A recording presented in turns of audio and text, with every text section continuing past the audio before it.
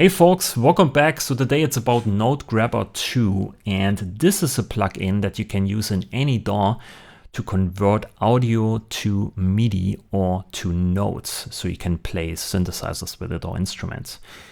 So audio in, you get some kind of sonogram as a graphic or visual, and then you paint some notes above it, and then you can pull this out and create some note clips with it. So very straightforward, very easy. And I made a video about Note Grabber 1 almost a year ago and I had some problems with it. And a few days ago, Navy D actually sent me a new version, said, hey, this is Note Grabber 2. We release this in a few days, maybe make a video about it, maybe give us some feedback. And that's exactly what I want to do, because I actually used Note Grabber 1 a lot in certain situations. So I know that there are many solutions on the market right now that do some kind of audio to MIDI conversion. Also in Ableton Live and Cubase and Logic, you already have something like this included inside of the DAW. But as far as I know, most of these solutions are actually kind of automatic, and they rely on certain algorithms to extract these notes. And what I like about Note Grabber is that you can actually do this manually. So you can go in here, look, oh, you can see this is here bass, right? This is a bass, this is a kick drum. I don't want to have this and this. I just want to paint in here a note, maybe reset this here, right? I want to have this note and this note and this. And then I can extract basically the baseline, right? So I can use here drag MIDI, pull this over, and then you can see in the background here, it's just the baseline. So that's the idea, and that's what I like about Note Grabber, that it's so straightforward and manual. But they also included now some additional features, not big features, it's more like an update. So they updated the visuals in the background, that's at least what they say in the changelogs, so it looks probably better. I can't compare it because you can only run one version, so you either have Note Grabber 1 or 2. But it looks okay, in my opinion. Then they added here something like quick grab, so you don't need to paint in these notes manually if you don't want to. You can just use the slider here, pull it up, right, and you can see it fills here the visuals with these notes. But you get also a lot of junk in here, and that's what I don't like. And to me, the algorithm here looks a lot like what Neural Note uses, which is this Spotify library called Perfect Pitch or something like this. It's an open source library. I guess they use this. I'm not sure about this one. Maybe they implemented their own algorithm for that.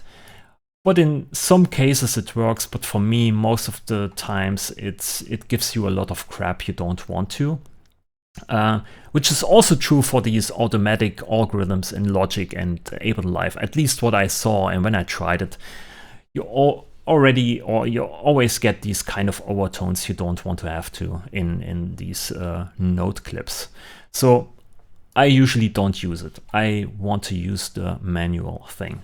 We have also now here some kind of zoom feature, but everything that you change in here, also here the grid, which is also new, only works after you record it, basically. So here nothing changes, right? You reset the graph and then you hit play, hit record here. It's out soon.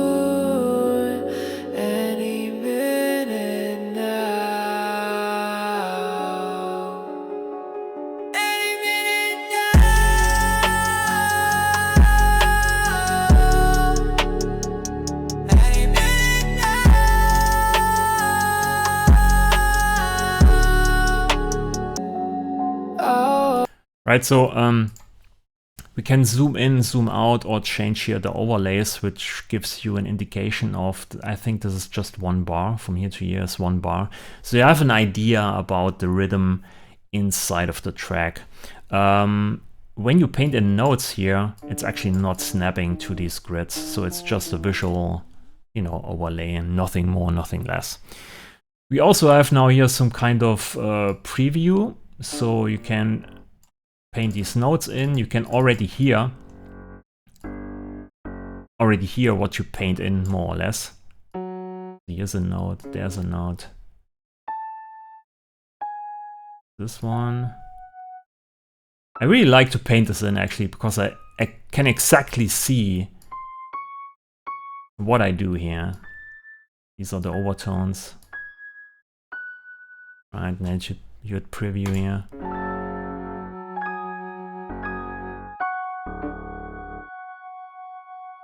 So you can extract notes from these visuals, which is very nice.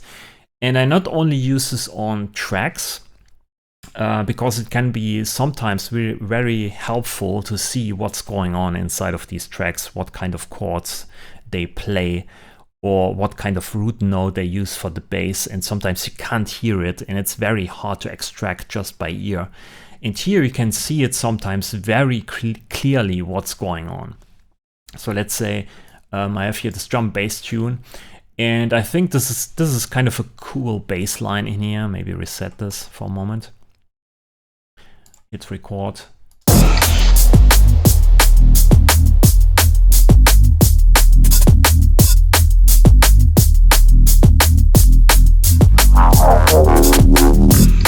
Right, so we can clearly see here where the bass line is, and you can tweak this a bit here with the range, with the gain.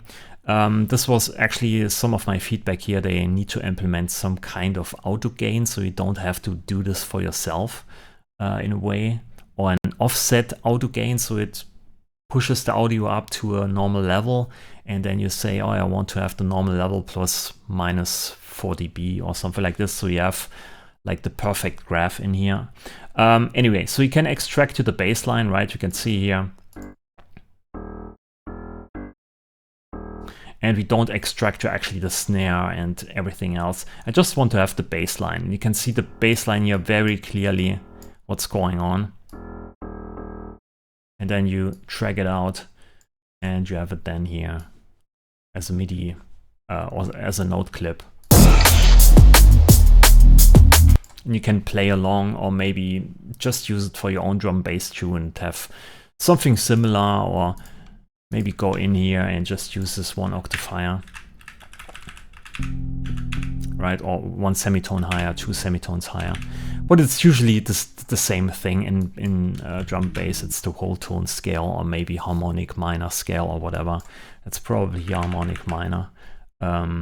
Yeah, that's the root here, and so on. So you can extract this pretty easily and can see what's going on in the tunes that you like and you want to copy, or maybe get the same vibe or the same funkiness or whatever. And you can learn from other tracks just by analyzing here the harmonics or the notes. Also, of course, for chords, when you have something like this here, pretty dope sometimes. Reset.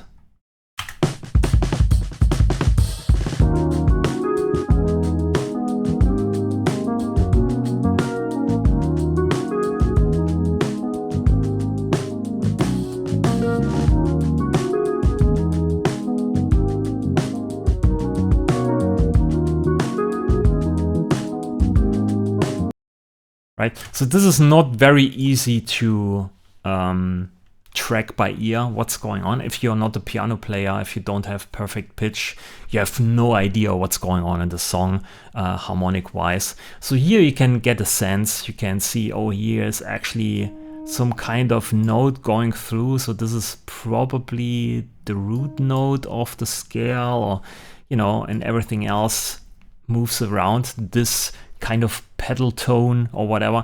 So you can get a sense of what's going on. Sometimes you can even then extract here certain notes. You can see here, oh, this is probably a chord progression. There's a note here, right? This is the bass, and so on.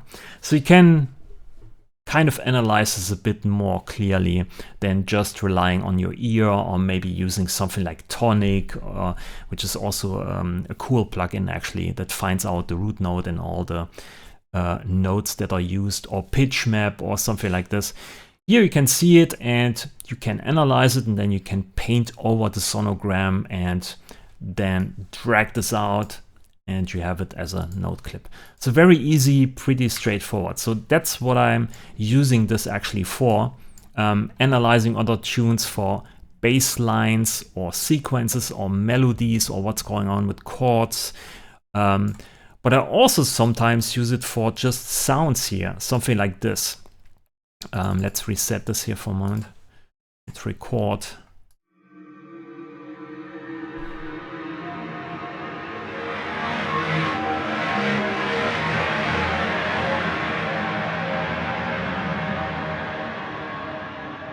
So this is a very dissonant, almost noisy atonal sound, but you can still see some harmonics in here, and you maybe can extract certain notes from it.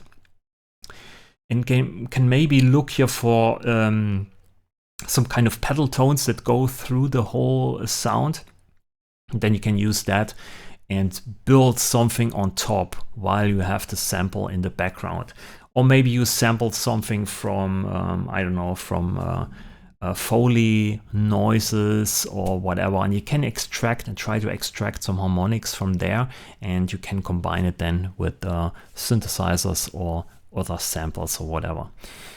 So my biggest complaint in the last video, and this is not really fixed, or it's actually another feature, and I know it's very hard to implement, but what I want to see is, so let's say we have here some harmonics, and I don't know, sometimes these harmonics don't fit into the chromatic scale, so they are between notes, right? So maybe this is here a bit off, this needs to be one higher, but something in between, right? Between these two notes. That's not a good example here. I have a better example here. I guess this one is a bit pretty off.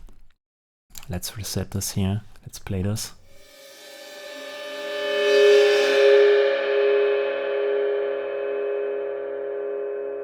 This is a simple boat by Skyans.